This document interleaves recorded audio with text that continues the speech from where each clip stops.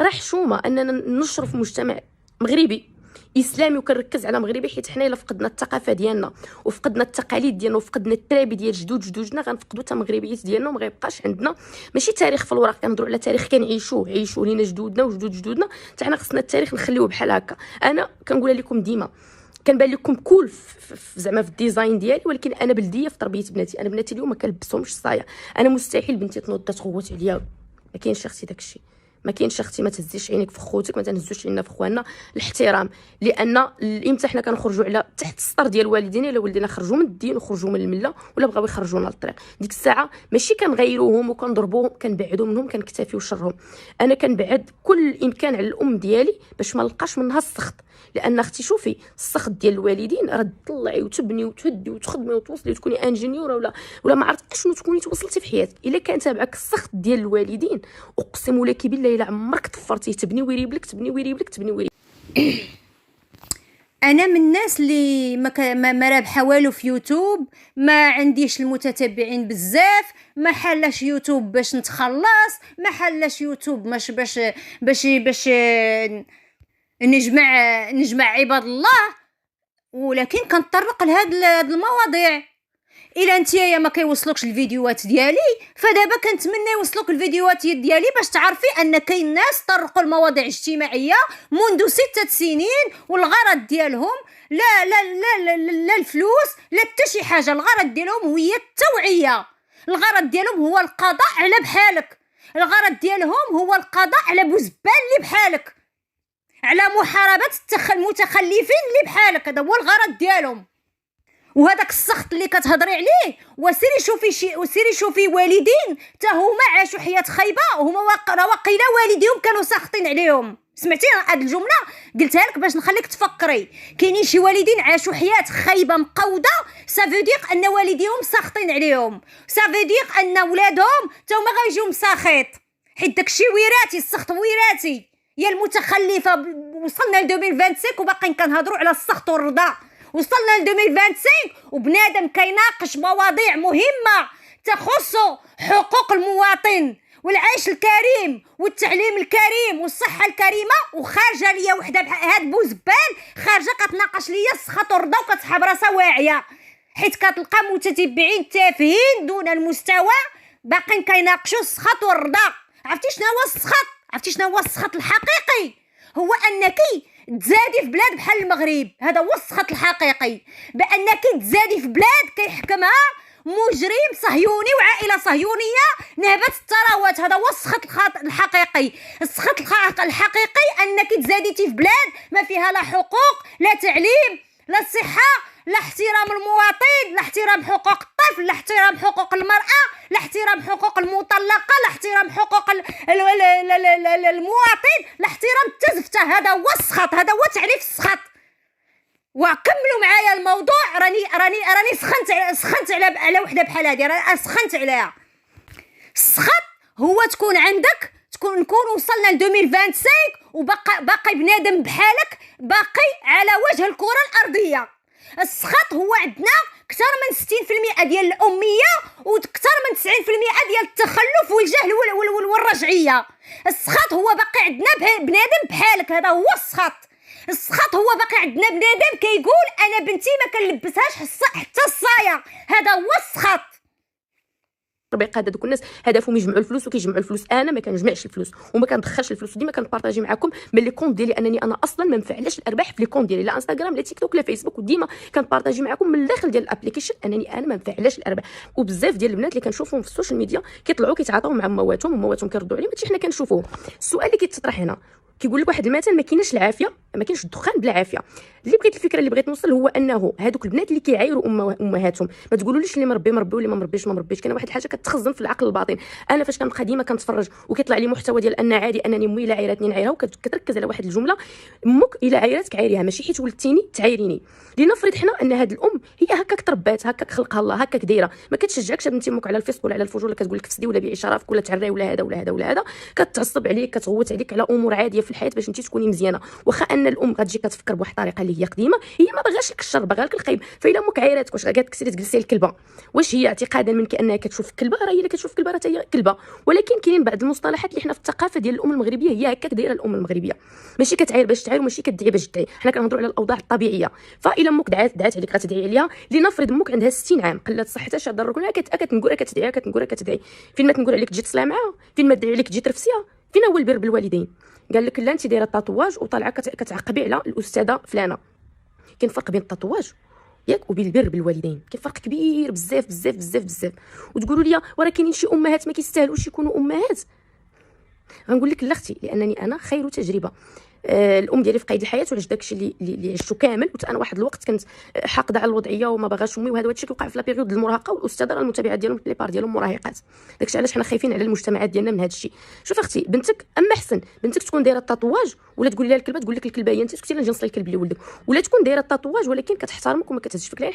اولا هاد المصطلحات اللي كتقوليهم انتي ملي كيتكرروا مليون مره وكل نهار كتسمى وقاحه، كتسمى قله الترابي. هاد الام اللي خصها تكون ان اكزومبل، خصها تعطي المثال الزوين لبنتها ولولدها، هي اول وحده ناقصها التربيه.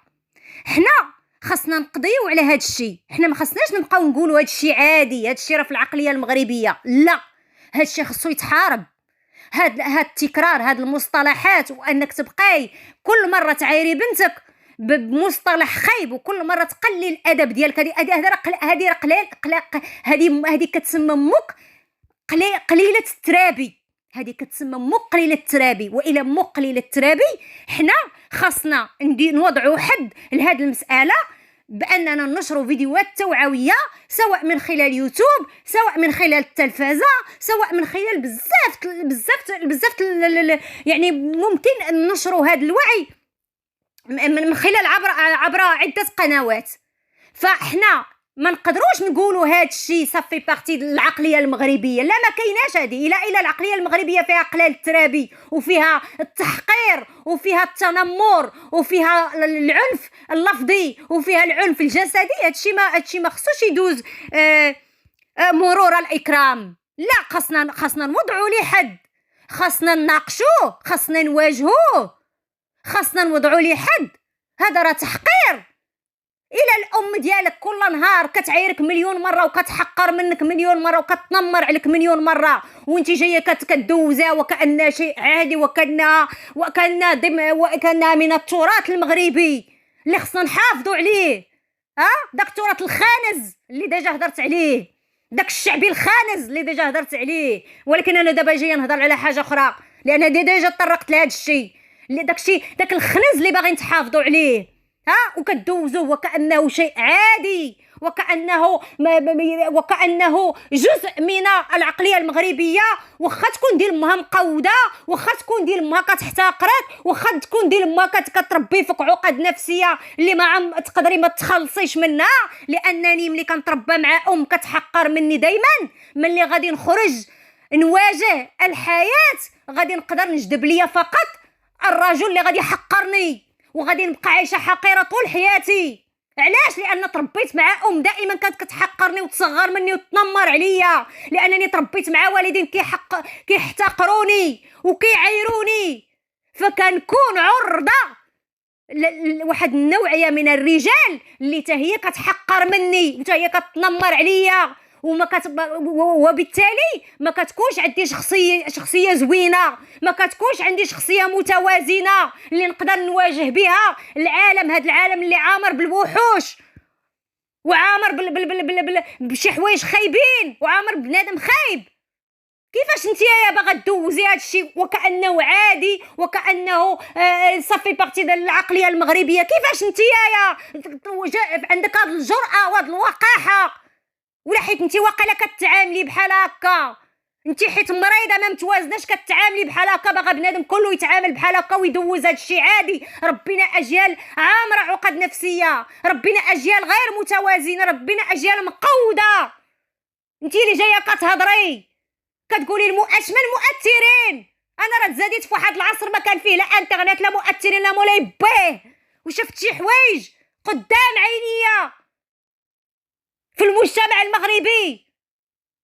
شفت نساء، شفت بنات كيتضاربوا مع والديهم في الزنقه، خرجوا الزنقه حيت ترباو مع امهات مرادات، حيت ترباو مع اباء مراد. اش كتخربقي شنو الميساج باغا دوزي يا المتخلفه، يا اكبر متخلفه؟ شنو الميساج باغا دوزي؟ سمحوا لي بعض المرات كنسجل، او في معظم الاحيان كنسجل فيديوهات وانا منيرفيا وطاقتي الذكوريه واصله للسما. غادي تعرفوا السبب اللي كيخليني وكيخلي طاقتي الذكوريه تطلع للسما، لانك ملي كتعاملي مع عقليه متخلفه بوزباليه، عقليه ما غير قابله للتطور، فخاصك ضروري تخرجي طاقتك الذكوريه باش بنادم يبدا يفكر، ولعل وعسى بنادم يبدا يفهم ويبدا يتوعى. سمحوا لي الا بديت كنغوت وبديت كانت نيرفا. انا راه ملي كنسمع شي فيديوهات تسعى الى التخلف والى الرجعيه راه ما كنعقل على التحد، راه انا فقط هاد لينيغ كيخرجوا ليا فقط مع الشعب المغربي، وملي كتكون شي مواضيع اللي كتنيرفي فريمون. هاد خيطنا راه ما كرهش نخرج ليها من التليفون نخرج لها، راه ما بقيتش كنستحمل نساء بحال هاد النساء، راه بحال هاد النساء خاصهم ينقرضوا من على كوكب الكره الارضيه. سمعيني اللي عايشه في تركيا، سمعيني كيفاش نتيا يا انا بنتي وما ما كنلبسهاش الصايه، كيفاش بنتك ما كتلبسيهاش الصايه؟ شنو بغيتيها تلبس بنتك؟ شنو بغيتيها تبقى لابسه ديما سروال بحال العسكري؟ شنو بغيتي بنتك تكون؟ كيفاش بنتي وما كنلبسهاش الصايه؟ بحال الصايه راه شي راه ذنب، بحال الصايه راه شي حاجه جريمه. بنتك فيمينين خاصها تلبس الصايه باش تبان فيها الانوثه. اش باغا ديري لها كوب كارصه وتلبسيها السروال ديال العسكر؟ ما فهمتش انايا كيفاش انت انا بنتي وما كنلبسهاش الصايه كتهضري على الصايه بحال جريمه، بحال واحد الذنب كبير، بحال انت عرفتي ديري التاتواج، عرفتي ديريه تاتواج عرفتي ديريه وبنتك ما تلبسهاش الصايه. منين كتفكري عندك شي عقل كيفكر؟ واش عندي منكم شي عقل كيفكر في 2025 انا غنسمع جمله ديال بنتي ما كنلبسهاش الصايه؟ تفوق واش عند ربك شي عقل؟ واش عند ربكم جرام ديال الوعي يا بو زبال؟ الناس ما عرفت فين وصلوا يا بو زبال. وانا بقى كنسمع وحده شابه على مواقع التواصل الاجتماعي كتقول لك انا بنتي وما كنلبسهاش الصايه، وكأن الصايه جريمه. نتوما ديال امكم هاد النوعيه ديال النساء ديال امها خاصها تعتقل، هاد النوعيه ديال الامهات خصهم ياخذوا لهم ولادهم. سمعيني يا بو زبال، سمعيني مزيان يا بو زبال. دابا انت عند بالك كتنشري الوعي، من زكو كتنشري الوعي، من زكو سمحوا لي على هذه الكلمه، من زكو كتنشري الوعي. بينك وبين الوعي قرون، بينك وبين الوعي قرون. انت ديال المخ خصهم يجريو عليك من تركيا خصهم يجريو عليك، فين ما مشيتي خصهم يجريو على ديال امك بهاد العقليه اللي ما كتقولي جدود. واش انت عارفه جدودك كيفاش تزوجوا يا المتخلفه؟ انا نعاود لك كيفاش تزوجوا جدودك، انا غادي نعاود لك. شتي انا الاب ديالي عنده 80 عام قال لي شي جده ما كانش كتزوج بالعقد، ما كانوش كيتزوجوا بالعقود، كانوا كيعيشوا بحال الكوكبينات ديال القور، كانوا كيتزوجوا بالهضره. جده طلقات ياك ومشات تزوجات عاوتاني بالهضره، وطلقات عاوتاني مشات تزوجات بالهضره، وهكذا جدودنا قال لي كانوا كيولدوا بدون عقد، كانوا كيعيشوا بحال الحيوانات، ما كاين لا عقد لا مولاي بيه، كتزوج بالهضره وكتطلق بالهضره وكتولد بالهضره. صافي هادو ما جدودك. الا ما كنتيش عارفه التاريخ سيري قلبي عليه، هذه اولا هذوك جدودك اللي كتفتخري بهم وكتسحبي كانوا الاسلام وكانوا ما عرفت شنو، راه ما كانوا كيطبقوا والو. سمعتيني؟ راه ما كانوا كيطبقوا والو. داك الاسلام ديال الموسخ ديالك، داك الاسلام الخانس ديالك، داك الدين ديال التخلف ديالك، حنا كنحاربوه. الدول المتخلفه كلها دول اسلاميه، كلهم هاربين لاوروبا، كلهم باغيين يعيشوا في اوروبا، كلهم حولوا اوروبا لبلدانهم. المغرب ديالك براسو حول اوروبا لبلادو، وجميع الدول العربيه اللي لاباس عليها حولوا اوروبا وحولوا امريكا لبلدانهم. يا بوزبال، يا المتخلفه، يا اللي ما باغاش تلبس بنتها الصايه، يا المتخلفه، يا اللي عايشه في القرون الوسطى، يا اللي كتسحب راسها غتنشر الوعي. اتفو الوالدين المغاربه شتي والدينا كون كان عندنا نفس السيستم ديال اوروبا، كراهم شحال هادي خداو ليهم الاولاد وفرقوهم على عائلات اخرين، كراهم شحال هادي بزاف العائلات ما بقاوش عندهم الاولاد. وخير دليل ان كاينين والدين في اوروبا كيربيو ولادهم بطريقه غلط، كيجيو كياخذوا لهم الاطفال. علاش؟ لان بسبب ديك التربيه المسخه اللي كتهضري عليها انتي. سمعتي؟ ديك التربيه المسخه. كيفاش انتي كتقولي والدينا هذيك هي عقليتهم وهذيك هي تربيتهم؟ حنا راه كنحاربوا هاد الزبل. وفيقا الزمر، حنا راه كنحاربوا هاد الزبل. راه ما كايناش هادي حيت عقليتهم بحال هكا. كيفاش حيت عقليتهم بحال هكا؟ هذيك كتسمى عقليه مريضه، خصنا نحاربوها. كيفاش حيت عقليتهم بحال هكا؟ انا ملي كنت عايشه في المغرب كنت كنشوف الجيران ديالنا بنت امها كيخرجوا للزنقه، ما كان لا مواقع التواصل الاجتماعي، لا كانوا مؤثرات، لا كان منبه. عرفتي علاش كانوا كيخرجوا للزنقه؟ لان كانت امها مريضه، كانت امها عندها مشاكل نفسيه صعيبه، كانت البنت كتخرج ديما هي امها الزنقه يتعايروا. كأم غير مؤهله للانجاب، واغلب المغاربه غير مؤهلين سواء نساء او رجال، غير مؤهلين للانجاب. فهميها يا بوزبال. وانتي اكبر دليل على انك انسانه لا تستحق، غير مؤهله للانجاب. انتي راه خاصك واحد 40 عام ديال المدرسه التوعويه عاد باش يقدرك تفكري تنجبي. اللي في 2025 وكتقولي انا بنتي ما كنلبس الصايه. اش باغا تلبسيها؟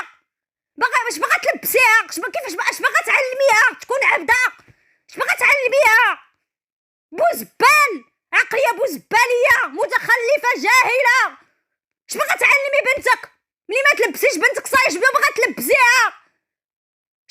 تلبسيها؟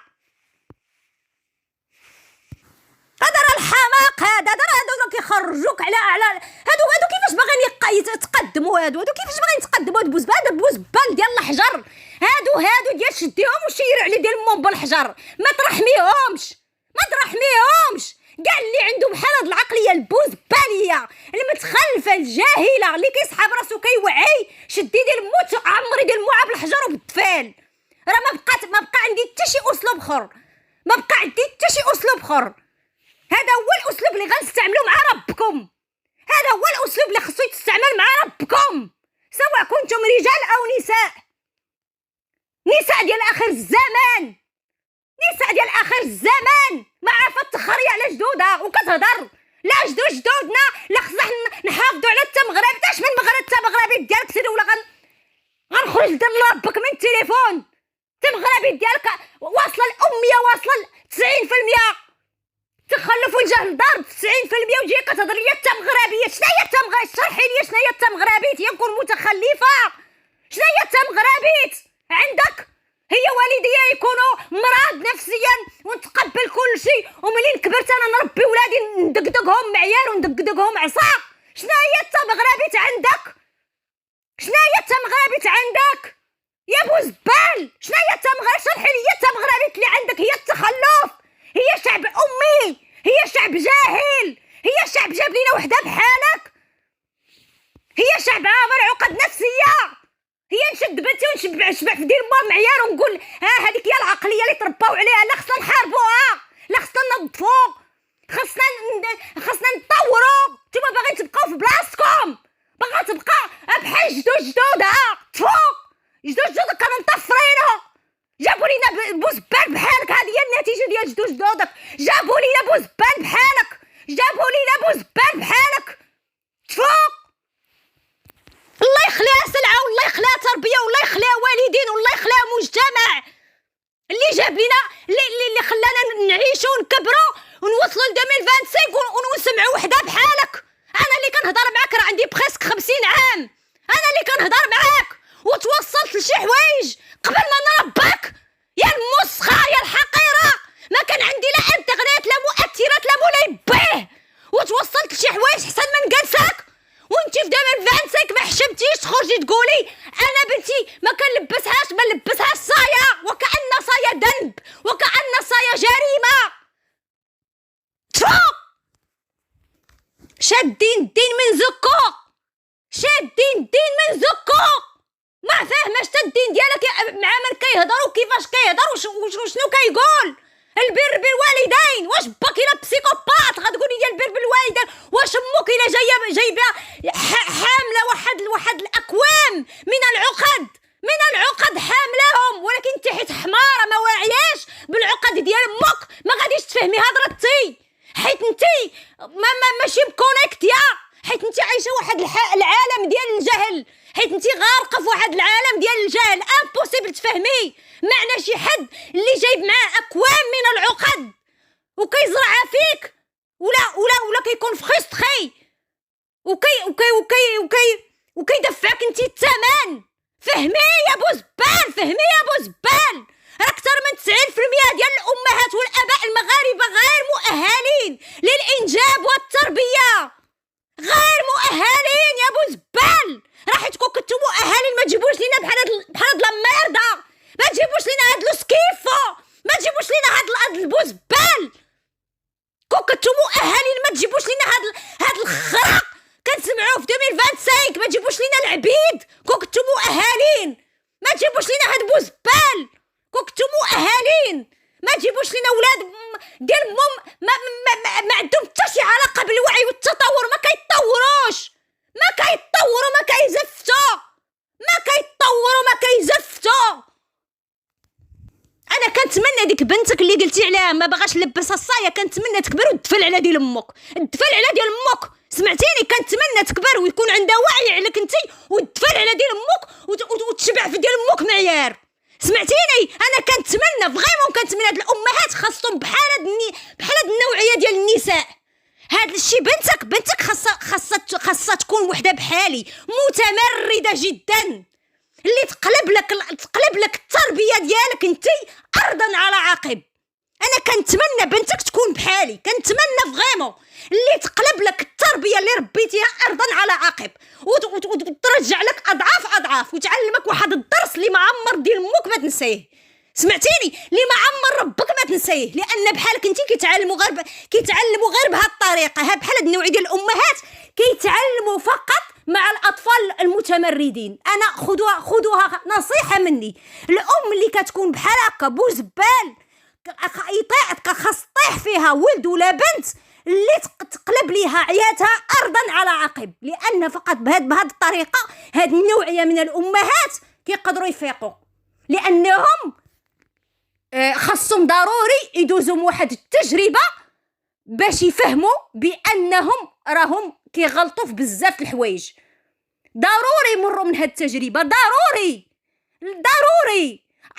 اصلا الابن المتمرد في العائله ديالو اصلا كيتزاد في واحد العائله كيكون كيفاش كيسموها، كيكون اصلا مهيأ يتزاد في واحد العائله باش يقلب الموازين.